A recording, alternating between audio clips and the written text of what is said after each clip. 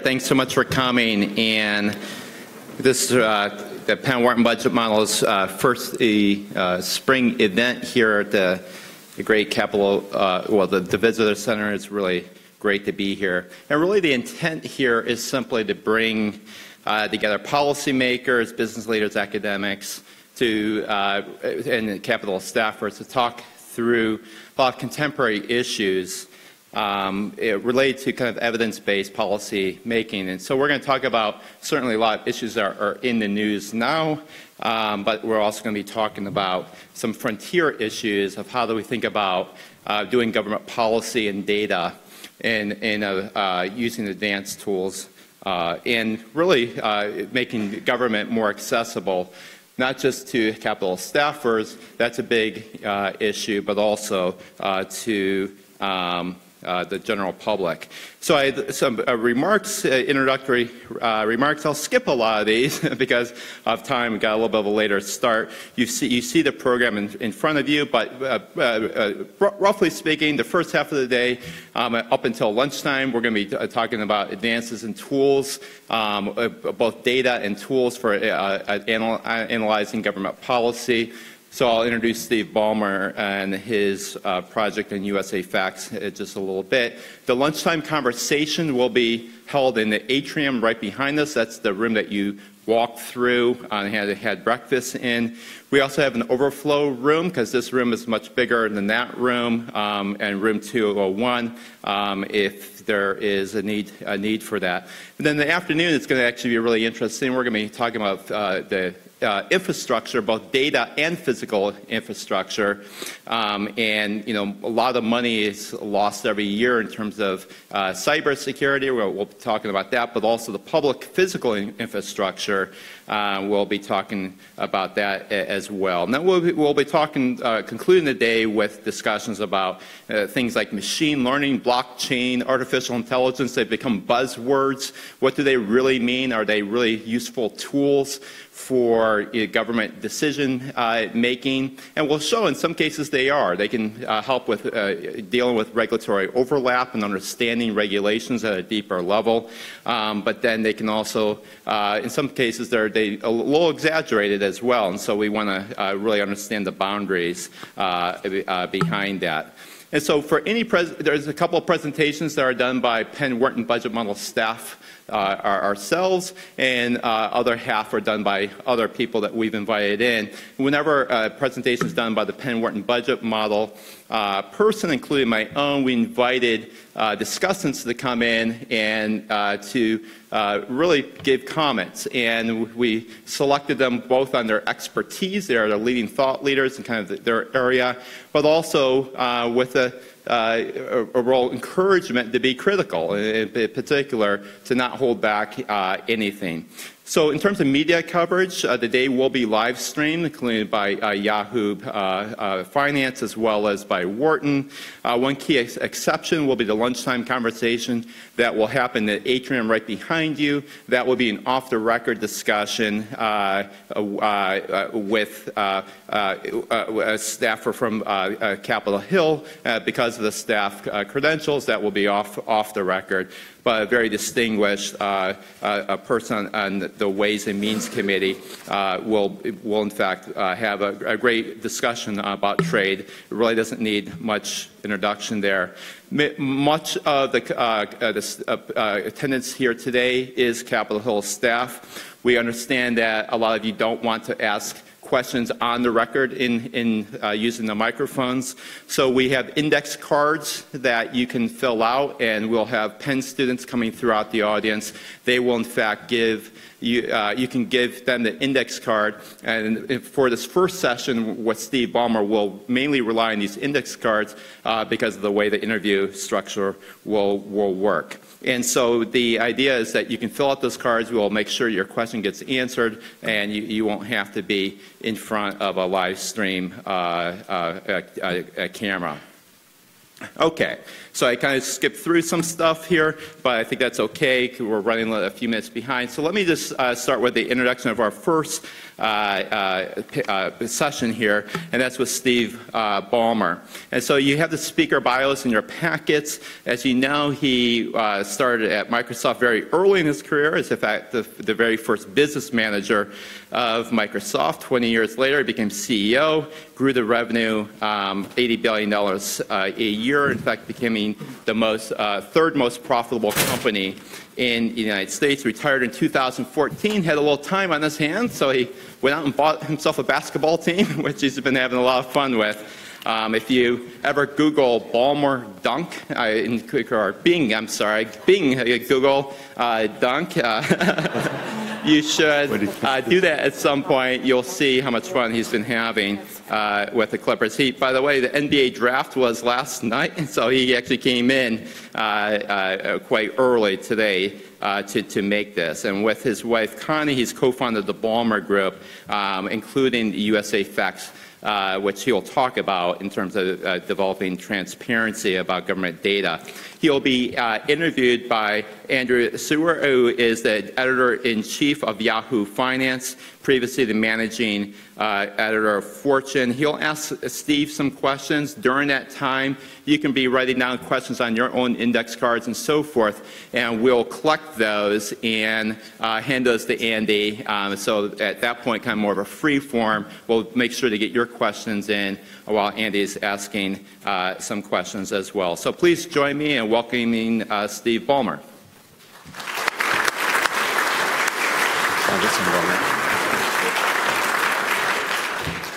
Well, thanks. It is a privilege to have a chance to chat with you today. I still sort of like pinch myself and say, what's a former CEO turned basketball junkie doing in front of a bunch of policymakers and not talking about technology? But I'll share some thoughts with you and hopefully pique some of your interest. When I retired from Microsoft in 2014, my wife grabbed me immediately and said, okay, man, it's time. You've got to help me now with our philanthropic stuff. She had been focused on foster care issues, largely in Washington State where we live, and she said, it's time to ramp up. You know, we've been blessed with a lot, and it's time to make a difference. And we kind of knew, or she kind of knew, the focus for us would be on kids who were born into disadvantaged circumstances where their probability of moving up economically was low. You could say they're kids who were born without the American dream. And my response to my wife was, don't worry about it. Government takes care of this problem. Government puts money up for all of these programs. There's really not much for philanthropy to do, because in the grand scale of the amount of money that gets spent, philanthropy is just a drop in the bucket. So let's happily pay our taxes and feel good about it and make our contribution. To which she said, what? Come on, we could do better than that. Come on, are you nuts? And so I said, oh, okay, I'll do it. But secretly in the back of my mind, I still said to myself, government really does all this stuff. Government pays for it. I actually came to D.C. and I was kind of trying to learn outside the Microsoft context, and had a chance to sit down with a number of legislators, and I sat down with two senators from the same state, and I made my bold assertion about no reason to do philanthropy, give to government, and they looked at me, and their eyes bugged big out of their heads, and they said, you want to give your money to the government? You can certainly do better than that. And at that point, I had actually two things in my mind. Number one, I really was going to get to the bottom of whether I was right about where government money goes. And number two, if we don't believe that our government's going to solve many problems, we have to understand why. And if it's something that can be addressed, let's really get after it and address it. So I said, okay, I got to learn where these numbers come from. Where do they go? How much does government raise? Who do they raise it from? What do they spend it on? Does anything good happen? When I worked at Microsoft, we did this thing one time where we handed everybody a personalized benefit statement This is what you got. The company's taking care of you. And I said, what would you send a citizen that explained to them what their benefits are? Stalk the internet. Look for the data. And the truth is, there's more data out there, as many of you know, than there's ever been before. And it is more incoherent than it's ever been before. You can find numbers isolated. It's the kind of thing I think politicians do. They don't really put things together in a coherent form. They'll grab a number that somebody mentioned to them, and they'll blurt it out as if it's the only important number going. I stepped back and said, how would we want to attack this problem? And I said that for me, the sensible way was to look at it through the same kind of, where did I go there? Back.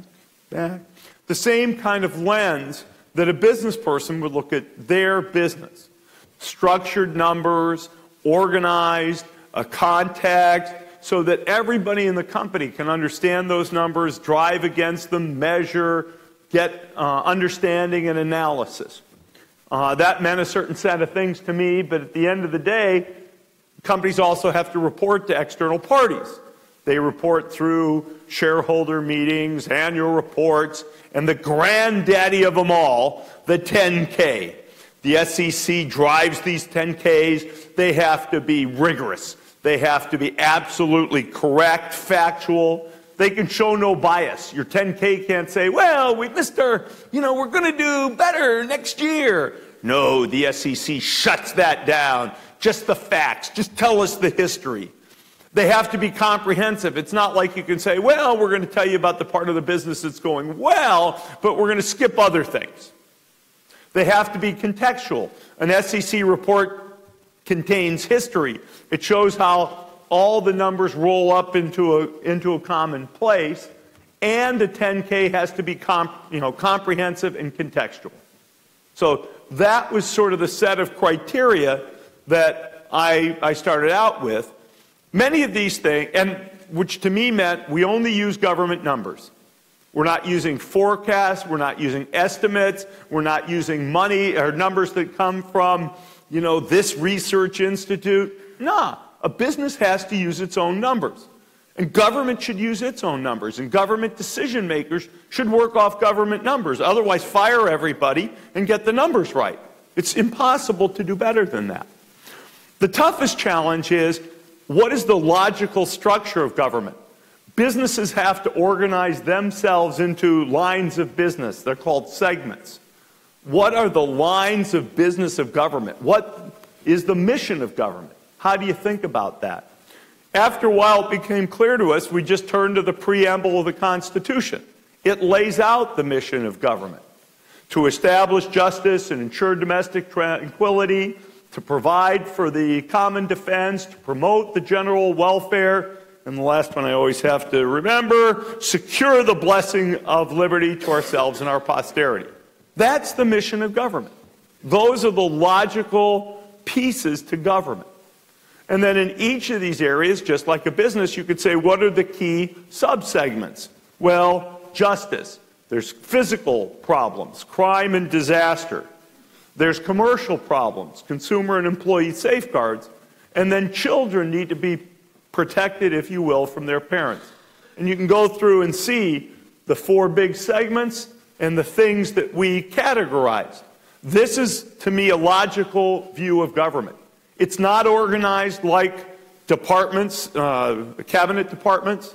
It's not organized like Senate or House committees. I will point out to you that all three of those things are organized differently. It is not organized by the categories in the budget. One that we had hoped for a while was to organize by political platforms. The problem is the two parties have different ones and they change all the time. These segments have to be consistent. So this is where we went. We went to the Constitution. This is the way for us to organize and present these numbers. Here's a little video describing what we did. USAFacts is proud to present our latest 10K and annual report for government. A 10K is a document that publicly traded companies must file each year with the SEC. It gives an accurate, unembellished overview of their financial performance. We use this same format for government in the U.S. to give a factual, unbiased, historical, and contextual view of the state of our country. Each line item is available in up to 3 formats. First, let's explore the interactive report for properties. Here, we can see how much land the federal government owns, which agency manages it, and how it breaks down by state. Down here, in map view, we can instantly visualize the data. Acres currently owned are here. Changes in acres owned, here. Second, let's explore the PDF report for management, analysis, and discussion. Here we are. Expenditures by segment. We can see total spending, and federal, state, and local spending, how it's changed, and how it tracks to the core missions of the U.S. Constitution. Third, embedded in these reports is this interactive analysis. In this one, we can compare and contrast the latest data across multiple years, adjust for inflation and population, and more. Equally informative is this year's annual report. It's a simplified, more visual version of information described in the 10K, shown through hundreds of vibrant charts and graphs. Let's glance at a few of the data sets, like where the government's revenue comes from, trends in crime, and what the average family earns and pays in taxes each year. Most of these figures are dynamic, meaning one click and they link back to the respective source on the USAFacts website. The USAFacts Annual Report, the USAFacts 10K Report. Explore our nation in numbers. Just to give you a small sense, you can go to www.usafacts.org if you want to get the report and take a look. I'm proud enough of the work that I'd recommend that you do it because it is really a comprehensive look at government by the numbers. Let me give you just some context. All of this is up on the site, but some things that are interesting. Top level presentation. Where does government revenue come from and where does it get spent? How big is corporate? You can see tax revenue, non-tax revenue. Before I started this, I didn't actually realize that non-tax revenue is as big as it is. A lot of that is gains on the portfolios of state and local government. And this does not include fees, the way the government does its accounting. Revenue, for example, taken in to visit a national park is offset by the cost of the national park and doesn't actually show in revenue. Okay, interesting learning. These go down multiple layers, but I'll pick one, corporate income tax. With the last tax overhaul, a lot is made of corporate income tax, and certainly everybody can decide whether it's big or small, but at least as a percentage, if you go up, it's the third thing from the top on the far left, it is a smaller percentage of the total than at least I had in mind when I started. I would have said corporate income taxes are bigger. The other thing which we do when you get to the analysis by individual is you recognize that corporate entities don't really pay taxes for themselves. They pay taxes on behalf of their shareholders. So in a sense, that is a tax by and large on pension funds and people's pensions, as well as the most affluent people in the country. Similarly, on expenses, you can see how we're organized by segment and then the detailed spending below. We treat both Social Security and Medicare as savings programs, because that's really what they both are. You put money in, you take money back out. One's like a health savings account, the other's simply like a place to, like a regular savings account. So we put those under the topic of securing these blessings for ourselves and our liberty, just to give you an example. A couple things that are surprising. I think when I went into this, I probably expected government to be mostly, not mostly, but a lot of bureaucrats. You know, if you would read the popular press or listen to the blah, blah, blah, blah, blah of many people, what you would conclude is government's full of bureaucrats. You take a look at this, there's over 23 million people employed by government in the U.S. What's the biggest block at the top at almost half? Teachers and other people who work in schools. That would include universities as well as K through 12. Health and hospitals. These are public health inspectors. These are people who work in government hospitals. How many people get treated in government hospitals? I do. I go to the University of Washington Hospital. Everybody who works there is actually a government worker. You can keep going. General government and other. That's finance and administration, in addition to some bureaucrats. But if you take a look at 1.6 million divided by 23 million, you get about 6.5%, call it 7% in overhead and bureaucrats. Most companies run 4 or 5%. Not significantly different than you would find in most companies. Active duty military, not bureaucrats. Police, not bureaucrats. Highway and transportation, not bureaucrats. Corrections, not bureaucrats. National defense, not bureaucrats. And you keep going down the list from the top, and the first thing I concluded is, wow, the shape of government employment is quite different. I think the federal government, counting the military, is about 4 million of this. And I think military, active duty plus civilian, is half of the federal number, just to give you a sense of size and scale. GDP, a lot gets talked about. I watch CNBC. I'm one of those folks who has it on when I'm on the elliptical machine in the morning. And you say, boy, these people love to talk about GDP. Understanding GDP turns out to take a little bit of time, just a couple minutes.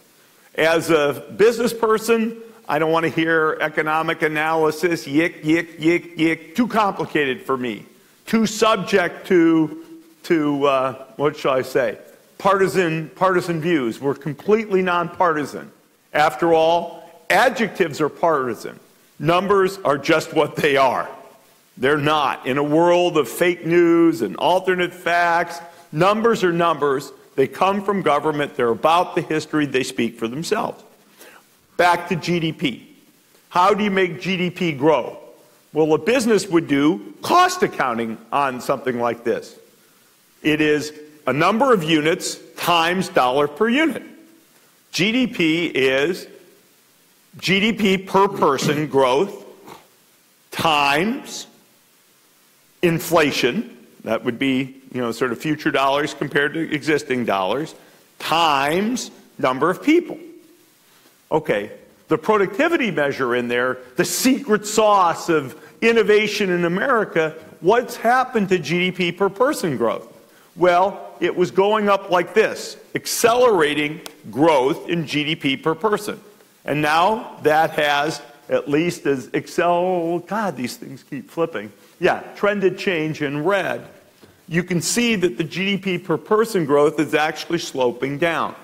So when a politician gets up and says, yes, we're going to do everything with GDP growth, which you tend to hear, frankly, from both parties in their own context, it's a little hard to believe. That means there's two ways to grow GDP. Inflation, I think most people say, oh, inflation, bad, we don't want to become a banana republic. So that leaves you with population growth. Population growth in the United States is about 2 million people a year. Half of population growth comes from the fact that births exceed deaths. Half comes from immigration. So if you want GDP to grow, those are your variables. You can drive up inflation, you can drive up productivity, which has not been at an accelerating pace, or you can drive up population, which is primarily an immigration matter. And of course, paying the national debt and our future obligations depends heavily on growth in GDP. You can do the thinking, everybody can have a different analysis of this, but this is kind of what the numbers say. And we're at a record percentage of the working age population that's working. What does all this mean? I'm not trying to give a tutorial on this particular topic. It's the kind of thing that if you look at it through the numbers, as opposed to the principles, you can just say to yourself, do I believe? as a regular old person, not an economist, what do I believe about what might happen with GDP? And our goal is to make these numbers understandable enough for that purpose. Not to tell you what's going to happen, but to let you assess. My wife and I used this chart.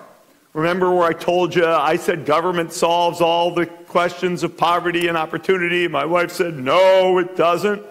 Well, the truth we've learned through our philanthropy is government does provide most of the money, and philanthropy and community partnership actually steers the money.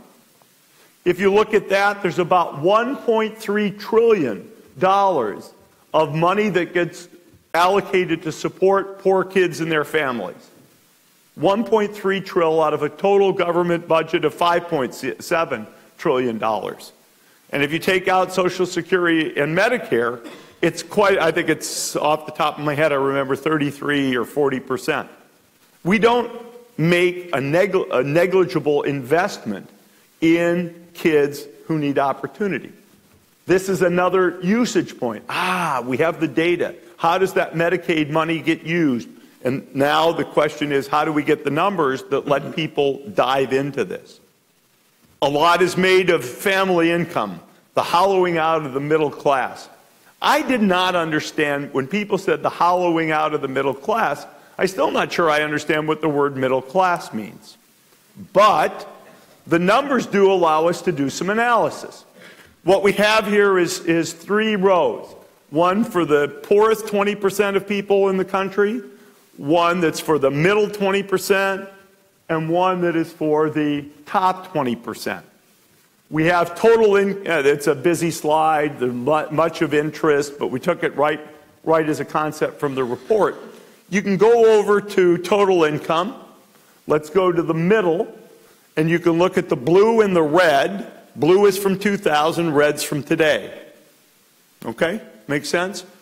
It took, at that time, it took $67,000, no, sorry, it took $38,000 to get into the middle 20%. That shocked me by itself. 40% of the people are under $38,000 a year of income. But when you progress through to 2016, it only takes $33,000 to get into the middle 20%. It is true, the middle income is shrinking. This is all inflation adjusted. It is shrinking. Now I understand what the hollowing out of the middle class means. By the numbers. I understand that. I can explain it, not just as a bunch of blah, blah, blah, blah, and then Feldstein says this, and then somebody else says that. The numbers, at least in my own case, and anybody who barely likes numbers, the numbers can set you free. It's 38,000 goes to 38,000 goes to 31,000. That's what it takes now to be in the middle class. Education. Education spending is up dramatically. Dramatically. Over the course of 1998 to today, education spending per kid, inflation adjusted, is up from $10,000 to $12,000. You take a look at the high school graduation rate, it's up. Sounds good. We have more teachers per student. That's why the education spend is up. Most people think student-teacher ratios are going the wrong way. They're going the right way from a lot of people's perspective. And yet with all of that spending and with all that improved graduation rate, the increase in reading and math proficiency for 8th graders is largely flat, and it's largely flat around 33%. Only 33% of 8th graders are proficient in math and reading, and yet we're graduating now, 82% and spending a ton more on education. Everybody can draw their own judgment. Is it good that we're spending more? Is it bad? Is it getting us the outcomes we want? This is what it looks like, if you will, by the numbers. Crime. With our focus on kids looking for opportunity, one thing you'll find is a lot of poor kids grow up in families in which people are incarcerated. What's the profile? How does that look? We can show you here incarceration rates, which rose and are now falling. Arrest rate for drug abuse is probably the primary driver of the fall. So with drug reform, you can decide whether you're for or against drug reform, we will see some decline. Now, I'll remind you, the surge in drug arrests came with the crack epidemic, and we are now facing an opioid epidemic. What will people feel about drug arrests and drug crime with the rise in opioids? Will people want to use mental health solutions? Will we invest? All good questions. But let's make those judgments in the perspective of the numbers. One thing we get hit on a lot is too many people are incarcerated. Well, part of that is drug crime, but part of that actually is violent crime. What is the average number of months that a violent criminal serves in prison? Violent crime is rape, murder, aggravated assault, manslaughter, robbery, armed robbery. Okay, those are the 5 things. 5 things that are violent crime. Well, the average violent criminal who doesn't die in prison, because there'll be some who die, serves 4.2 years, 50 months. I looked at that and said, whoa, that surprises me. That's an average of people who beat you up, people who rob you at gunpoint, people who kill you, and people who rape women. 4.2 years? I was surprised. If society decided we had to incarcerate violent felons for a longer period of time, of course the incarceration rate would again increase. I make no judgment because USAFacts is not a partisan organization, but I think people can make judgments and see how they feel about these topics. I'll show you one more. This is work that an economist named Raj Chetty has done, but it's just a representation of government numbers. He has a proprietary access to tax records because he's under contract with the IRS, and he mixes and matches those with census records and then does an analysis. What percentage of kids born in the bottom 20%, for example, wind up in the bottom, the middle, the top, etc. You can see you get about 3 times as many kids in the bottom staying in the bottom as move to the top. That's white kids. If you look at the same number for black kids, it's over 10 times as many stay in the bottom 20% versus move up. Now, in our own case, on this issue, I am partisan. I don't think that's okay. I don't think I think the percentage of kids who move up in a community should be higher. Otherwise, the American dream just dissipates. So for me, this makes a dramatic statement in terms of how I think about other things that I do in my life. Again, the numbers in this case set us free. Now, what we figured out, my wife and I'll footnote this for you since I have a minute, is philanthropy does have a role. Government funds programs. Government doesn't take accountability for solutions.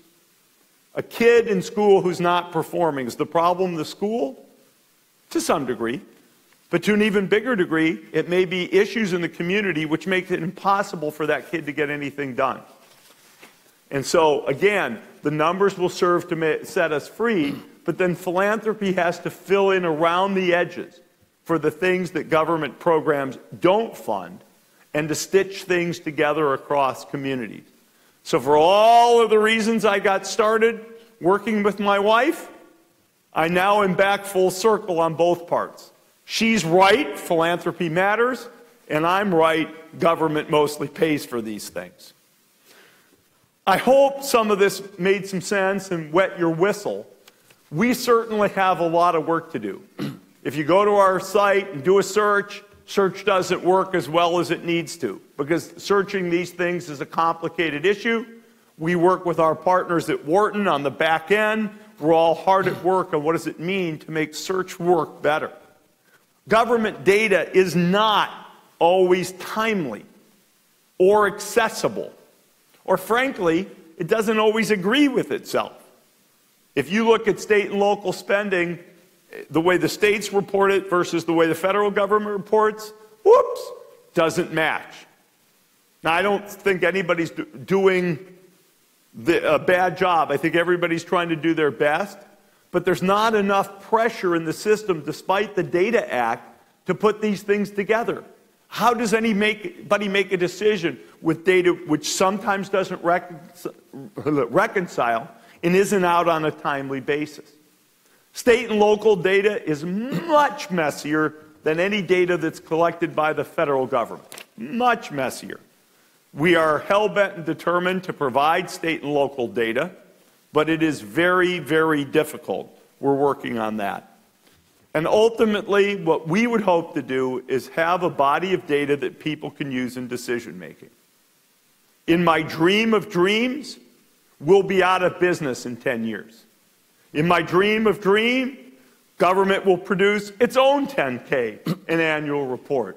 In my dream of dreams, every legislator someday will have to sign, just like a CEO does, that they've read the numbers and that they're accurate. Every legislator and elected executive branch official will have to sign and said, yes, I believe in these numbers. And then people can't bicker about what happened. You can bicker about what you want to do about it, but do not bicker and do not bring your own numbers. I think it was Moynihan who said, you know, we can all disagree about what to do, but we shouldn't disagree about what the facts are. The facts are the facts. And what we're trying to do is in the most sort of, if you will, neutral way through numbers to explain where the country is and bring them together. Ultimately, government should do that job for itself. Every stack of government data is in its own silo. I love the Bureau of Labor Statistics. I love the census. I love what Treasury does. I love what all of these agencies does. Can we get one group in government that's actually chartered with bringing the numbers together in a coherent form? I hope so. In the meantime, we'll keep slogging away and hopefully give you a resource that you can use as you do your jobs and as the people that you work for go forward on their work. Thank you very much, and as Andy and I do some Q&A, we'll look forward to that. It's been a pleasure. Anyway, Steve, thank you very much for that highly informative, interesting, and not surprisingly energetic presentation. It's really pretty incredible what you're doing, I think, and it's very singular. You know, as you were saying, you know, when you were talking about how you came up with the idea with your wife, and you think about all the things that people in your position are doing. I mean, I can't think of anybody who's doing anything even remotely like what you're doing. So kudos to you for that. Thank you very very interesting. much. Yeah, I guess, so what's going to happen here is Kent said, I'm going to ask some questions. We've got some questions from the audience, and you guys can continue to think up questions. I think there are going to be people coming around if anything occurs to you while we're talking. We're going to talk about USAFacts. I may ask a question or two about basketball, maybe a question or two about the tech sector, but mostly we'll talk about what's going on here today. Just to start off, Steve, you talked a lot about the genesis of this idea, but I just want to clarify a little bit more. What problem are you really trying to solve here? Is it that individuals don't understand their government, or it's that regulators and lawmakers need to get a better grip on things, or is it both? I would say I would not, well, in a way you could say I started this project as a hobby. And when we first launched our first product 2 years ago, I had no clue whether anybody would really be interested. And I was surprised. I mean, we got a little extra boost from, you know, fake news and alternate facts, I will say. It was a good environment for this product to launch. And I said, okay, we're going to really take this on and be serious. I worked at Microsoft. Microsoft builds products for the masses.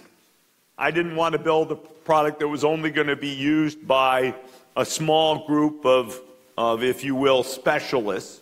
So we're building a product that should be rich enough to support people who want to be in great depth, but we can put that information together in a way that brings these things alive to what I would call at least the percentage of citizenry that wants to be informed. That's not everybody, and is, you know, if not comfortable with numbers, at least comfortable with graphs. One of the toughest things actually we have is people who are not comfortable with big numbers. You say 1 million to most people, they say big number.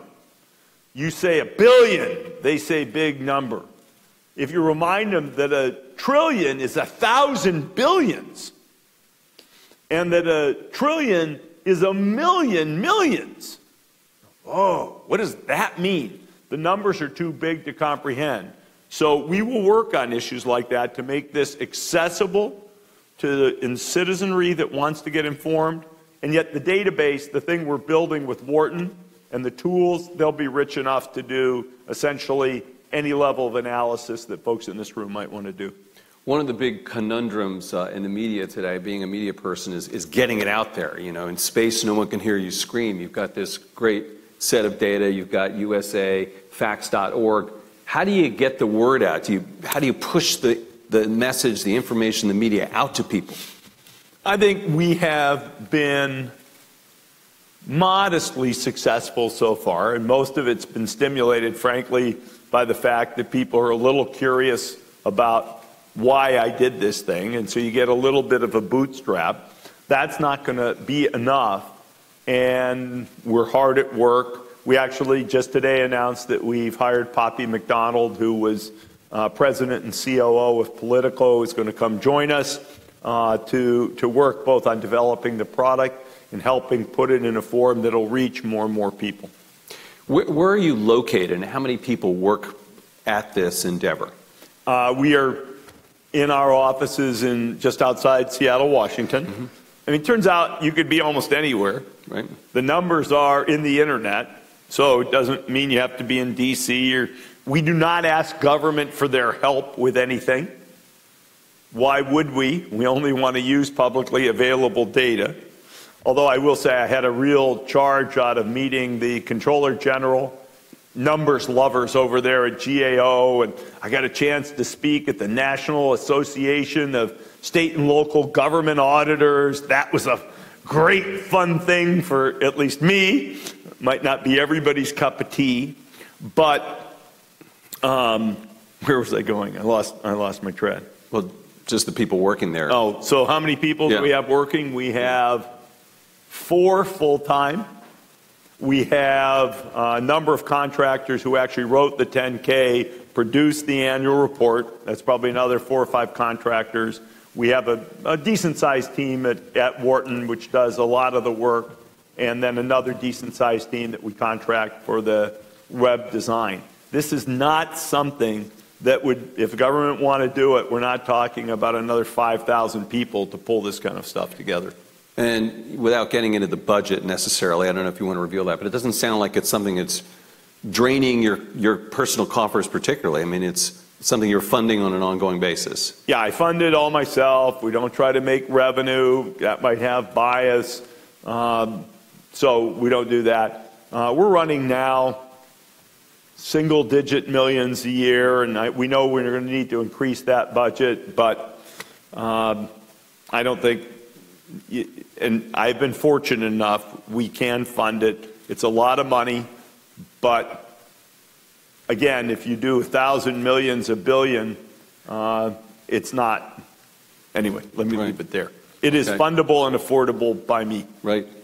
I want to talk about this notion of bias, because that's really interesting to me, because it's just, and you mentioned also, you know, that this era that we're living in with fake news and what's true and all that, it's very hard to be unbiased, Steve, right? And inevitably, don't things become political? I remember at one point I was looking at, you were talking about foreign aid, and foreign aid, as it turns out, it's a really small number compared to the overall budget. But if you had a political lens on it, you could still say, but that's still a lot of money. So how do you avoid that political bias? Well, that's okay. People are allowed to have their opinion. The only thing you don't want to do is take it out of context. You want to hold people accountable. You say, okay, I can't remember off the top of my head. Let's say that number's about 40 billion. Okay, 40 billion out of 5.7 trillion. That is what it is. And you could say, hey, look, we should go get a couple billion out of there, we should leave it alone. But you might want to drill in and take a look that almost 40% of foreign aid is actually spent helping military allies and partners. It goes into Afghanistan, it goes into Iraq. You take a look at that and say, oh, that's not what I think about as foreign aid, but Israel is one of the biggest beneficiaries of this country when it comes to foreign aid. Surprised me, I will say. So you take a look at all that and say how much is really going to support countries in, for example, sub-Saharan Africa, which is where I think most people think our foreign aid budget would go in large measure. Now you're down to a number that is several single digits of billions. And you can decide whether that's too much or too little. I mean, it's a rounding error in the defense budget, for example. Right. And I just saw a number of things up there that, you know, could be seized upon by politicians. That one where more people are working. And, you know, you could see someone on either side of the aisle going, see? Or not, and then someone trying to debunk that. But that, you know, you have to acknowledge that a fact is a fact, the Daniel Patrick Moynihan thing, right? Yeah, I mean, it is. It's 69% of people of working age are actually working. You could say, oh, well, we're going to get to 75 or 80. Well, 69 is the highest it's ever been. Or you could say one of the big boons that drove that is the higher number of women who are now in the workforce. And everybody can have a different perspective on what's right or wrong. But if somebody said to me 69 is going to go to 80, if somebody made that assertion to me and I looked at the trend line, I'd fall out of my chair laughing. Yeah. I mean, that number surprised me, and then it runs counter to this whole thing of this, you know, huge unemployed class of people that we have that you keep hearing about, right? Unemployment's also, it turns out it's a very synthetic number. It's an estimate, which is why labor participation rate is an actual. I'll give you another one of my favorite. You know how we talk about life expectancy? Life expectancy is actually a forecast. The average age at which people die, that's an actual. Turns out the average age at which people die is about 72 point whatever, 4 or 5 years. Maybe it's 73.5 now, and it's only in the last 15 years it's come up from 72.5. The benefit in terms of average age of death for the dramatic increase in healthcare spend is not very much, particularly if you do the isolation of smoking as a numerical factor. And somebody could decide, hey, look, it's my loved one, let's spend all the money. I certainly would do that for my loved ones. But again, the numbers are interesting, but they don't tell you what to think. They do let you call somebody out for misrepresenting the situation. I love how you have all those numbers at your disposal. I mean, it seems like it's a real passion of yours, right? I mean, you really... He's good. By the way, I think you got an 800 on your math SAT. Actually, no, I got a 790. Wikipedia's wrong on that. Is that right? See, to be fair, that's a problem with Wikipedia. That says that's. But I want to establish my real street cred on this. I went to a math camp one summer. Oh yeah. You don't find a lot of math campers standing around. Yeah, yeah, great stuff. Why don't we go to some questions, because they're starting to build up here from the audience, and this one is actually one that I had, which is, do you see a government office or agency capable of executing your plan, or should one be created? Or, to follow up on this question, why don't they just turn over the whole damn thing to you? I mean, the census, for instance, why don't you do it? Yeah, no, I think we'll pass on that. For a lot of reasons, you want people to know that stuff is of highest integrity. And if people don't think government produces things of the highest integrity, including whoever the leaders themselves are, then damn it, fix it. If you're a business and your numbers aren't good, you have to fix it. So, no, we would never, choose to produce those numbers ourselves. Where could government choose to do that work? Certainly, if they were chartered, you could do it in the GAO. GAO now doesn't have a reporting function. It primarily, although they do reporting, they're primarily oriented towards audit on behalf of the legislature. You could say, let's do it in OMB, but OMB has huge turnover and has a fundamental political appointee. The GAO thing is beautiful, by the way. This Comptroller General post, it amazed me when I learned about it. How does it? It's a 10-year term. The next Comptroller General will be proposed by both houses of Congress, and you will have Democrats and Republicans recommend a candidate, 2 or 3 of them, to the President. The President picks one. The term is 10 years, and the only way you can throw a Comptroller General out of office is same impeachment process as the President.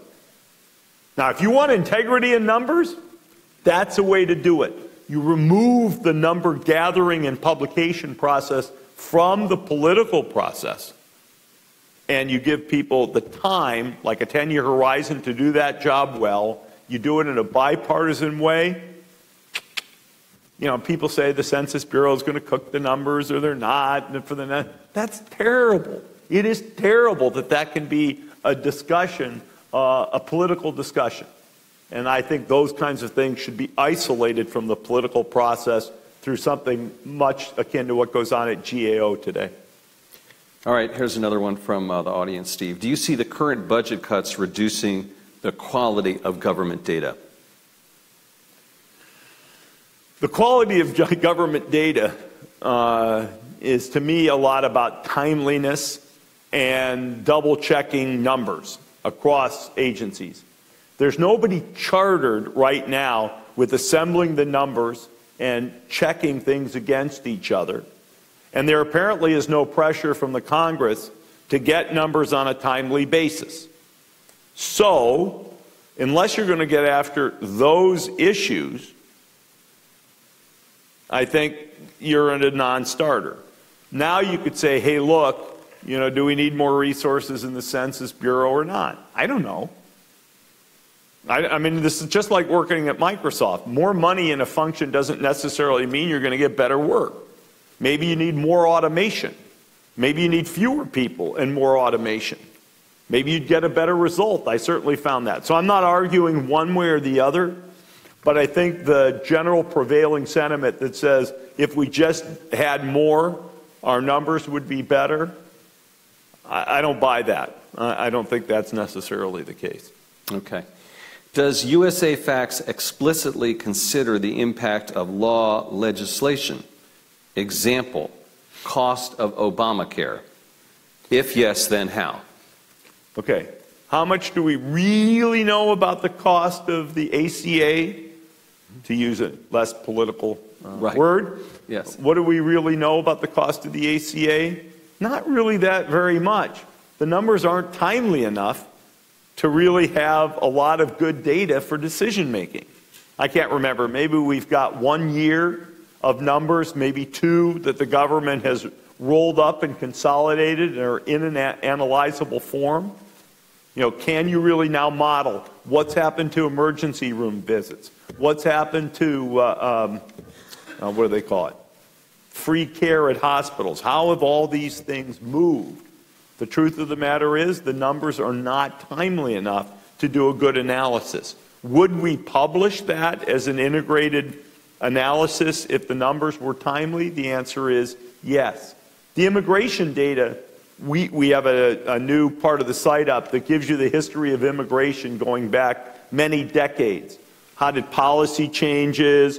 How did population change? How did immigration change? But is that really going to look at the last year or two? No. The last year, it's just not current. The government numbers need to be more current.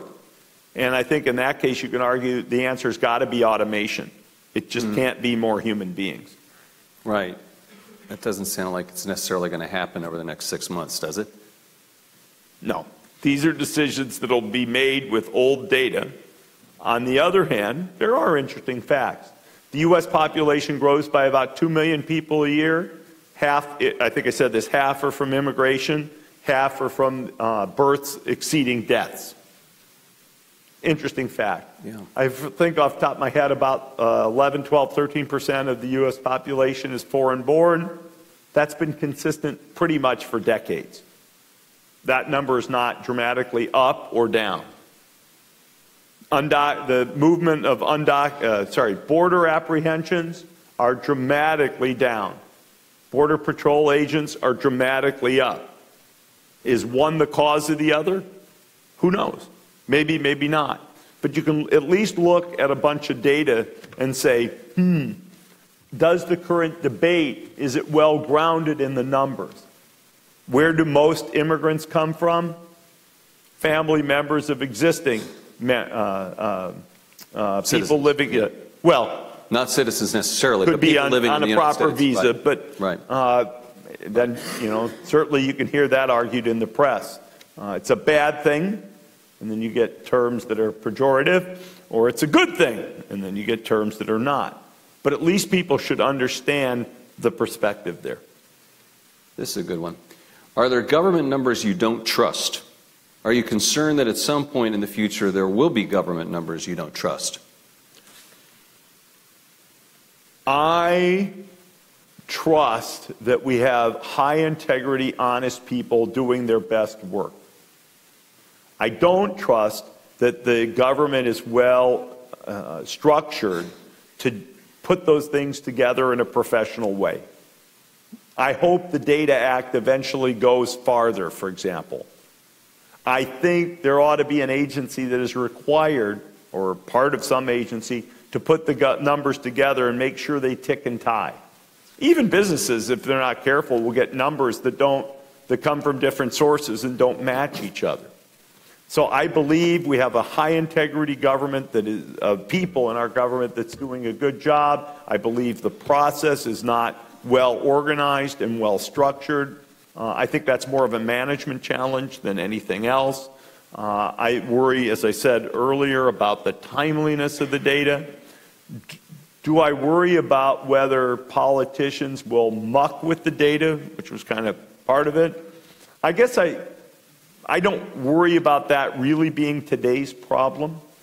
But as I said, I prefer the structure of GAO, because then I think you can tell the population, no politicians cooking the books. And number two, then you'd have a professional organization, well managed, that can take a long-term perspective on the numbers. And so you said you don't work with the government at all. No, I mean, we reached out. I mean, we have reached out to some people in government. It turns out it's really hard to get some of the state and local stuff. So we had some interns from Stanford last summer poking around the internet to try to find, and they found actually some telephone numbers. And sometimes if you call the right person, the data exists, and you can get the data. And so it's not that it's not publicly available, it's just impossible to find. In fact, one of our interns called State Capitol in Olympia, Washington, and they said, yeah, you can have the data. Great. How do I get it? Well, you have to come into our offices physically, look at the data, and then leave. What the heck? Is this the year 2018 in a state that's the headquarters to Microsoft and Amazon? Woo! Pretty nutty in my perspective. All right, someone seems to be taking issue with something. This is a kind of a real-time question, okay? You seem to be, Steve, a little naive. There's no evidence that BLS, census, BEA, et cetera, are subject to any political influence similar to GAO. You shouldn't imply otherwise. It's more of a statement than a question, but just thought I'd tell you what. I tried to be careful about that, and if I wasn't careful about that, I apologize. I said I believe in the integrity of the people who are doing the work. I said the management structure, these numbers do not tick and tie. They don't. If you look at numbers that come out of agencies, they don't match each other. Believe me, there's a nice man here called Richard Coffin who'll be happy to tell you about all the numbers that don't match. And I believe people are working with integrity. Does the American population believe people are working with integrity? Absolutely not. Otherwise, we wouldn't be having this debate about people trying to cook the census. Therefore, I would say having something that by appearance is better from an integrity perspective would be a good thing. But if people think I cast aspersions on the people at BEA or BLS, I apologize to anybody who's here. I think these are wonderful people doing, as they say, God's work. And believe me, there's no USAFacts without great work at those agencies. I hope that satisfies that comment that person made. How do you decide on how much metadata or context analysis to provide with your numbers? Well, the metadata, context, and analysis are like three different things. Okay, So yeah, true. we are trying to provide the metadata basically in better and better forms, and that's something we work on. You need to have a taxonomy of the information. That's why we started out with these segments and cohorts of population, but that's how you'll do the best job with metadata. There has to be some kind of description, and it can get more detailed or not. At some point, the metadata gets so complicated, nobody will understand it. In terms of, it was metadata analysis, and what was the context, I guess? Context. Yeah. Context is something where I'm proud of what we've done. We provide a lot of context. Now, are there places where I might sometimes want to see three pieces of information on the same piece of paper that we do not put on the same part of the website? You have to pull it together yourself? The answer is absolutely yes. But we give you the tools, if you don't think we have the context you want, to bring in more numbers that are contextual. Analysis we will only do in the following sense. We might take, at some point, sets of numbers and show you what they would look like in 2 or 3 or 4 different cases. We would not tell you that we predict this, we forecast this, we absolutely say this caused this. That's beyond the scope of letting the numbers tell the story. Then you have to sort of believe that we have better economists or better something than everybody else, which I would think just can't be the case. So we won't do that kind of analysis. Okay. A couple more, and then I'm going to switch over to some other topics like basketball and the world of tech a little bit. Okay. This person is kind of like from the home front here a little bit. Now that I have a small child at home, I've noticed that we all are really just little maximizers. We want our goodies and don't want to pay for stuff. How does your tool help people understand not just what government does, but the constraints it faces and the trade-offs that are necessary? For example, what if I want higher teacher salaries and smaller class sizes? Okay, the numbers are actually there for you to, if you want to, run that scenario. I have run that very scenario. My wife loves to tell me teachers are highly underpaid, for example.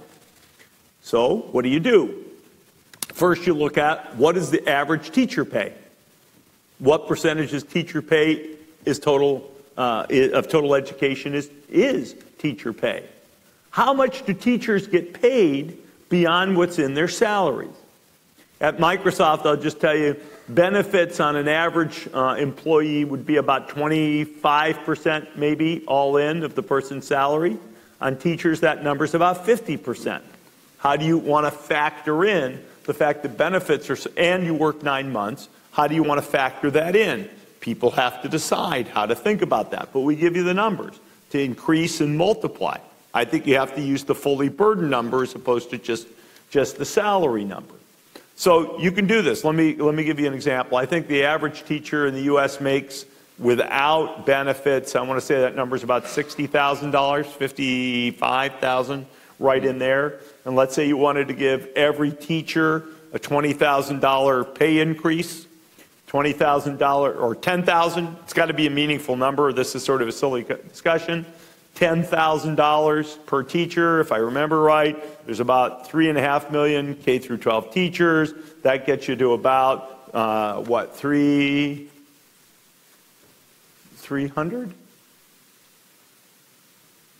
330 billion. No, it must be more like, yeah. Well, I better stop. My brain's a little soft from the red eye. But you can do those numbers. You multiply them out. Right. Let's say class sizes, I think over the last 25-ish years, student-teacher ratios have gone from about 16 to 12. If they were still 16 today, education spend would be about 30% less than it is. Education spends about $700 billion. So we have invested in student-teacher ratio about $200 billion, and we still have the educational outcomes we have. You decide whether that's been a good thing. You decide whether putting more money in Recently, my wife and I have been looking at early childhood education. That's kind of like adding a new grade or two.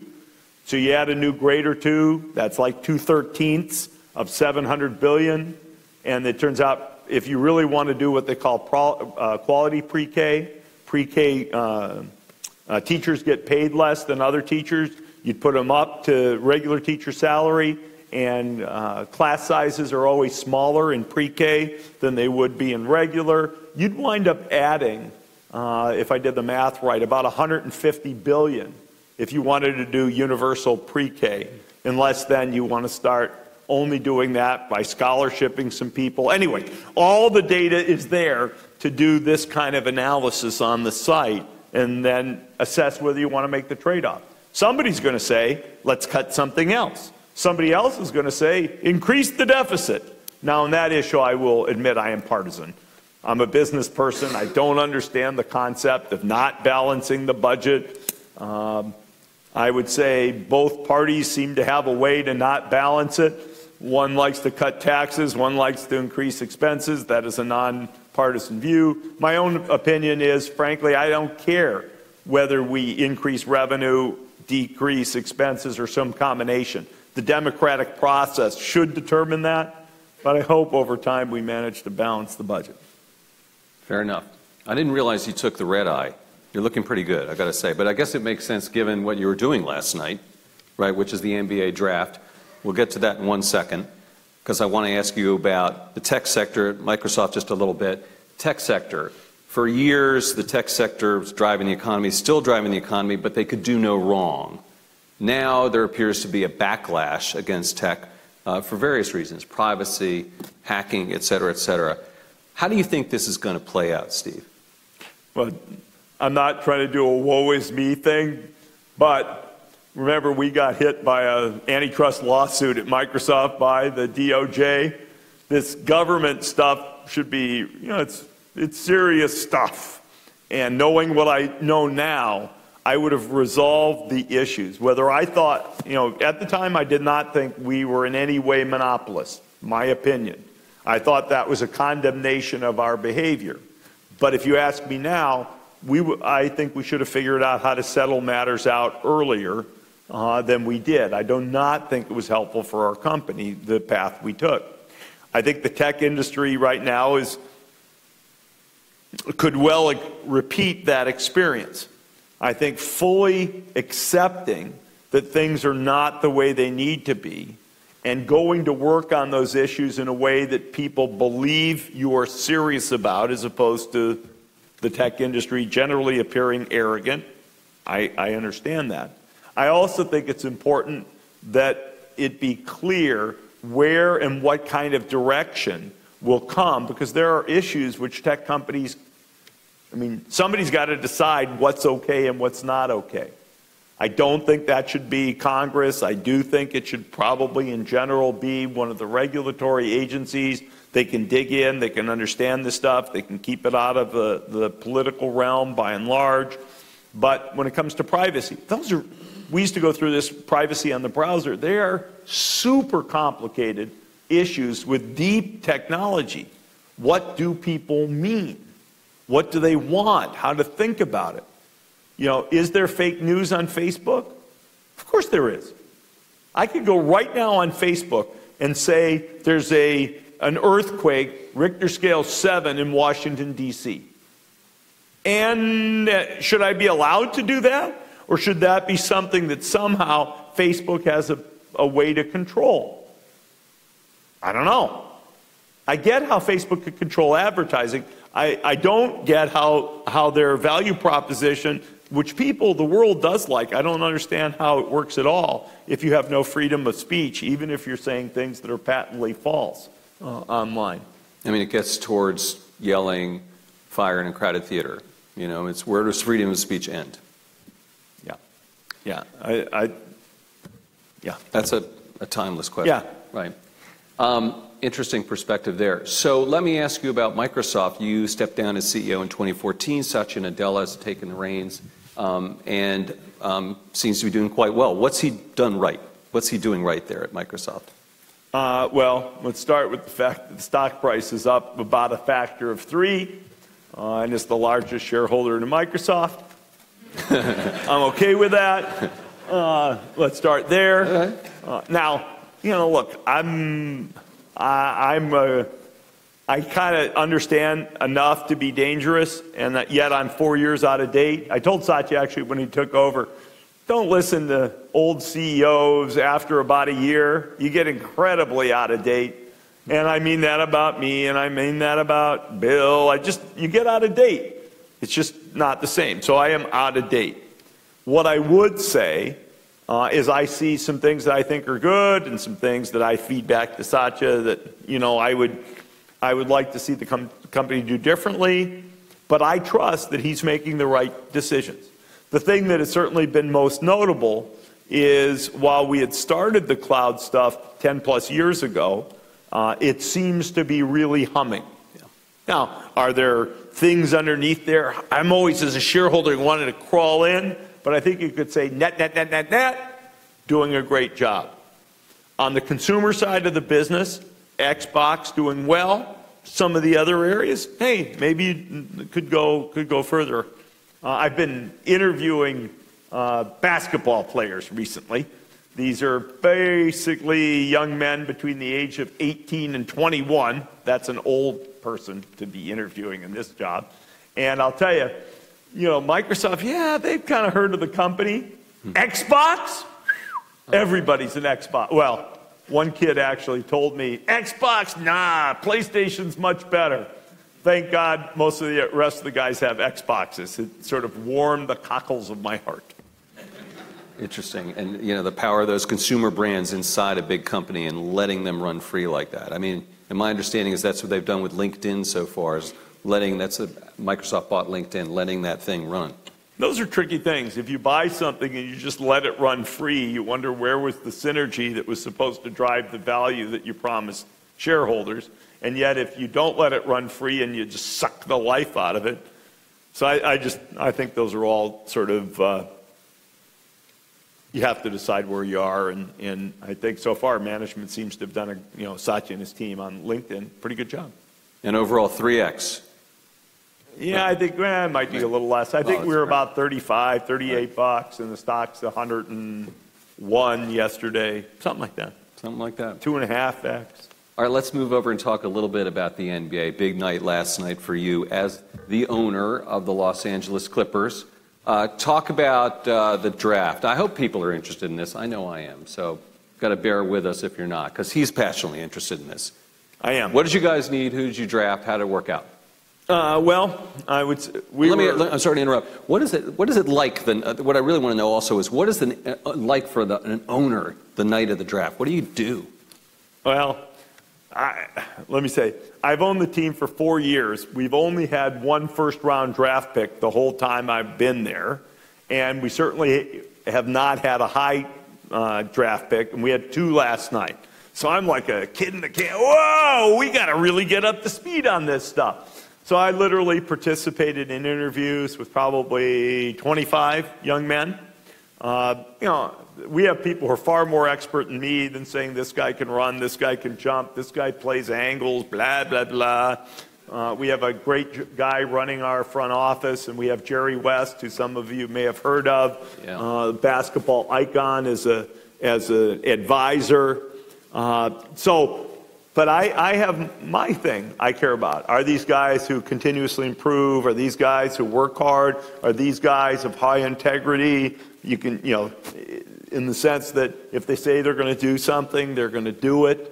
The medical reports, some of the medical reports on these guys are very, very scary in terms of their ability to keep playing. So for me, just doing that part and meeting these young men was cool as heck. Just cool as heck. I have to say, just full stop, period. But then, the machinations, who do you get? Who's going to pick who higher? Can you trade up? Ooh, did your guy get through to you? Woo! And we were delighted. Then you call the young men and, yeah, you guys are Clippers. When we met these guys and we've had dinner with these guys and, we're all pumped up. They're pumped up, which is kind of fun. We'll have a big dinner to welcome them on Sunday, press conference on Monday. And what do you draft for, at least in my opinion? A rookie who you draft, you can keep if you want to with your team for almost 9 years. So you're not drafting for what you might need next season. You're drafting for the best player for the next 9 years. People play exactly the same position, I don't know. But we drafted the 2 best available players who we happen to be very excited. Some guys had gone, but we took a point guard from Kentucky. I'll just give you an example about why I loved him. He didn't even start. He was the least heralded recruit at Kentucky until January. He moved in the starting lineup and just got better, better, better, better, better. Just like I want USAFacts data to get better and better, better, better. We also took a kid who actually finished his junior year, which is a big deal, but he was an unheralded recruit when he came into Boston College. Again, pushed himself, pushed himself, pushed himself. So these guys who actually can push themselves and improve, I was excited we had 2 guys like that. Let me ask you a question about the league, Steve. How is it that the NBA has managed to avoid the problems that the NFL has had, say, for instance, with kneeling for the national anthem? I think we have great leadership at the NBA, for sure. I can't imagine better leadership. I think on that one we had clear rules. I would have supported our guys. I would have been okay with whatever they wanted to do, but the rule was clear that you need to stand for the national anthem, and if you don't, there's consequences, and our players all knew that. I think we had the benefit of the fact that the NFL had already gone. I think our players have better avenues to express themselves. They don't wear helmets in our sport. When you wear a helmet, nobody sees you. To be a public figure is actually harder. You can be a public, there was a statement made by LeBron James, Chris Paul, Dwayne Wade, and I think Carmelo Anthony was the 4th one at the ESPY Awards year before last. And they got up and made a real political statement, which I thought was awesome, about what's going on in terms of violence and the issues with police and community. And that's great. We support, our players are adults. They have a right to an opinion, and they have a right to participate in the political debate. If you wear a helmet, nobody's going to recognize you. I mean, I bet if you said most people in this room, how many football players would you recognize if they walked in the room? The answer would be a small number, and almost every one of them would be a quarterback. Just my guess. All right, we are out of time, so we're going to have to leave it on that note. But what a great conversation, Steve. USAFacts, a little tech and a little basketball. Please join me in thanking Steve Ballmer. Thank you, guys. That's great. That was awesome. Yeah, really appreciate it. Thank you. Ken, back to you. Thanks to both of you. It was terrific. And we're going to take a really quick break. Bathrooms are right out there, and we'll reconvene at 10:45.